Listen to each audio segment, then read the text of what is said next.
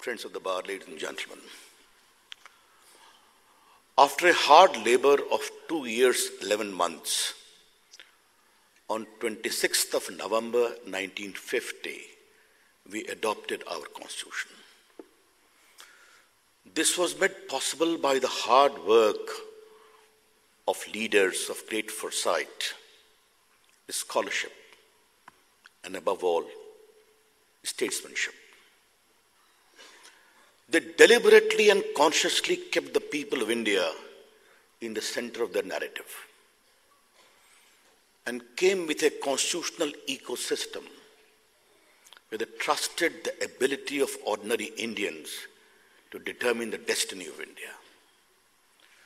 I think this innate trust in the people of India is one of the most outstanding attributes of our constitution making. There were naysayers. India is not fit for democracy. Maybe they have a point. There was partition, millions were killed, displaced.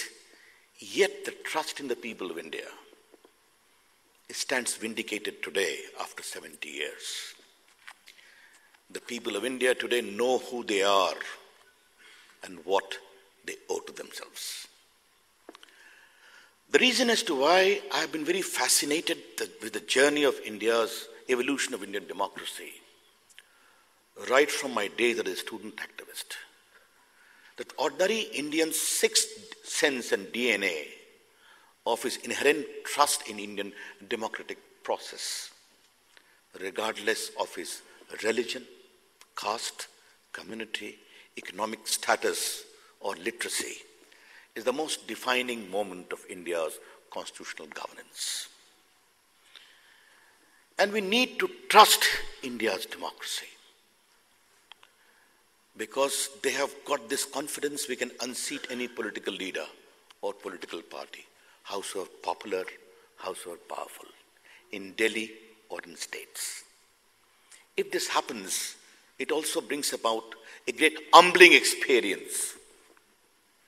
Let me give you only one example. There are forces in some parts of India, also in South India, who talked of alienating away from India. But once they were trusted with political power through democratic franchise, they never talked of alienating away of India. This is the humbling experience of Indian democracy. The reason as to why I was trying to highlight this element, that when it was brought to my notice that in a judgment, a very distinguished, honorable judge, a man of great intellect, has quoted, in adopting a democratic constitution, the framers would have been conscious of the fact that governance by majority is all about accumulation of power. I think there is a need to reconsider that the founding fathers were aware that they were consciously and deliberately trusting the people of India, where accountability was of prime importance. If we see 70 years down the line, the political process, the element of governance, the statecraft, the civil society, the media, all have contributed into the flowering of Indian democracy.